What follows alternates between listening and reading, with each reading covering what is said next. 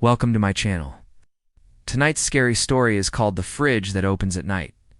At first, they thought it was just the house settling. But then one night they found muddy footprints leading from the fridge to the basement door. It was 2:33 a.m., and the family heard the sound of their fridge opening. It happened every night at the same time. The previous owner was a hoarder, and the house was filled with thousands of useless items. Most of them were harmless, like old magazines and newspapers. But some were truly disturbing, like taxidermy animals and old VHS horror movies. We thought nothing of it and went back to sleep. The next morning we found that the door to the refrigerator had been open, and there was a trail of mud from the refrigerator to the basement door. My girlfriend and I looked at each other and noped out of there. And I'll see you next time for another scary story. We didn't even bother to check out the basement. We just wanted to get the hell out of that house. Hi, I'm here. And this is a podcast and YouTube channel where we share scary stories from all around the world.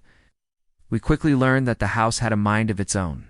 Doors would slam shut by themselves. Lights would flicker and turn off, and we would randomly hear footsteps above us when we knew we were the only ones in the house. This story comes from a Reddit user. I'm moving to a new place in a few days, and I wanted to share this crazy story about my old house. I live in an old farmhouse. It was built in 1920. It has a weird layout and tons of strange little nooks and crannies. My girlfriend and I bought the house for cheap, and we moved in before we could do any renovations because we couldn't wait to start fixing it up. One night we were awoken to what sounded like our refrigerator opening.